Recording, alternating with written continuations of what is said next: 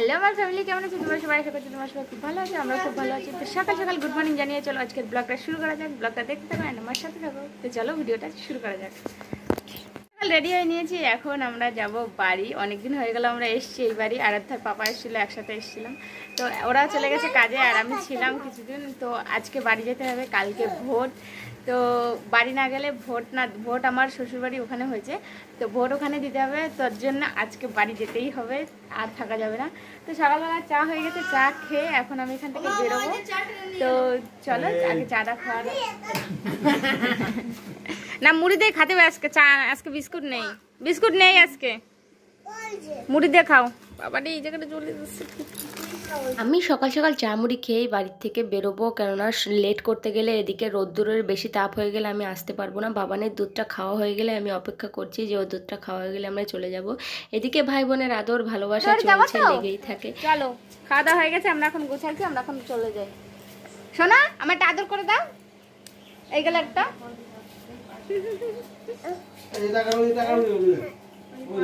প্রতিবারের মতন মাও আর ঠাম্মাও আমাকে দুজনাই দিতে আসছে আস্তে আস্তে হাঁটতে হাঁটতে। তো ঠাকুমাও হাঁটতে পারে না ভালো, মাও হাঁটতে পারে না। তো মায়েরও মন খারাপ লাগে খুব আসার সময়, আর আমার তো লাগেই। ওই জন্য আমি বাবার বাড়ি গিয়ে একভাবে থাকতে চাই না, আর ওরা জোর করে রেখে দেয়, শুধু বলে থাকলে ওদের ভালো লাগে। যাই হোক, বকবক করতে করতে চলে এসে আমি পাঁচপোতায় দেখো এখানে পুলিশের গাদা। এদিক থেকে পুলিশ গাড়ি আসছে, ওদিক থেকে, কেননা ভোট যেহেতু কালকে। তো সেই জন্য আমরা পাঁচপোতায় বসেছিলাম, বসে আধা ঘন্টা বসে রয়েছি গাড়ির জন্য। বাড়ি চলে এসেছি, বাড়ি এসে আধা ঘন্টা পাঁচপোতায় বসেছিলাম আমরা। বাড়ি এসে এখনো ফ্রেশ হয়নি, বিছানা কাটায় বিরাট নোংরা, এখনো সব উঠায় রেখে গেছি, এখনো কিচ্ছু পাতানো হয়নি।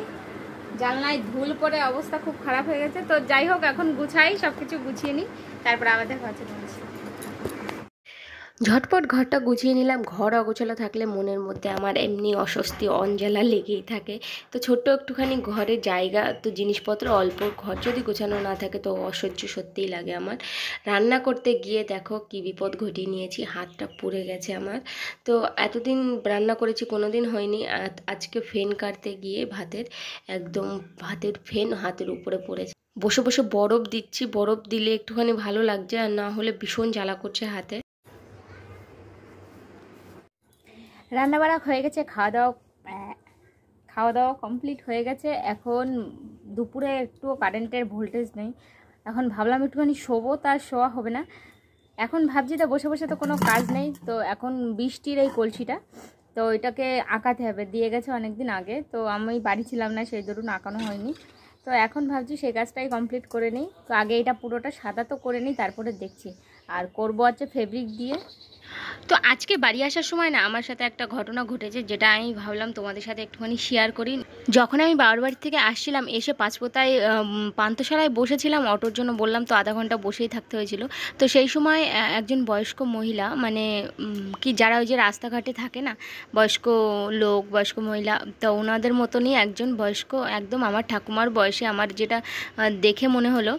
তো উনি বসেছিল, সবার কাছে কিভাবে হাত পেতে পয়সা চাচ্ছিল, খাবে মানে খিদে লেগেছে, সকাল টাইমটা খিদে লেগেছে, ও খাবে বলে।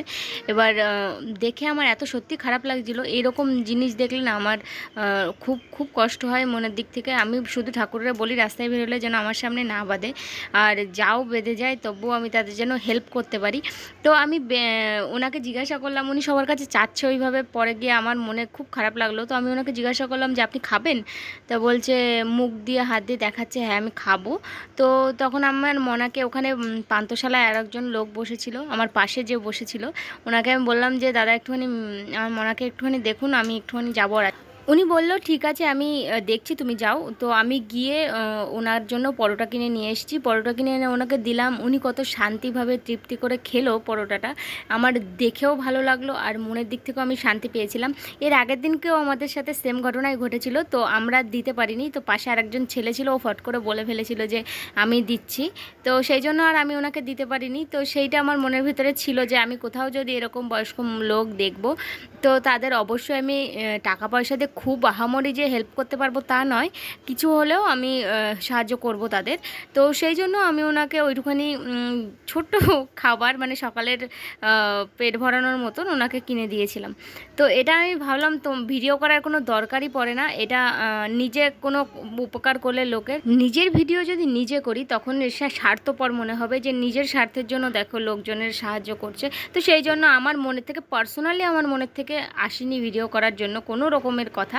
আর এই কথাটাও আমি তোমাদের সাথে বলতাম না, বললাম একটাই কারণ, যদি তোমরা কখনো রাস্তাঘাটে এরকম বয়স্ক লোক দেখো তো অবশ্যই তাদের পাশে গিয়ে দাঁড়িয়েও আহামরি তোমাদের দেখতে হবে না, তোমাদের সামর্থ্য যেটুখানি সেটুখানি মতন দেখো।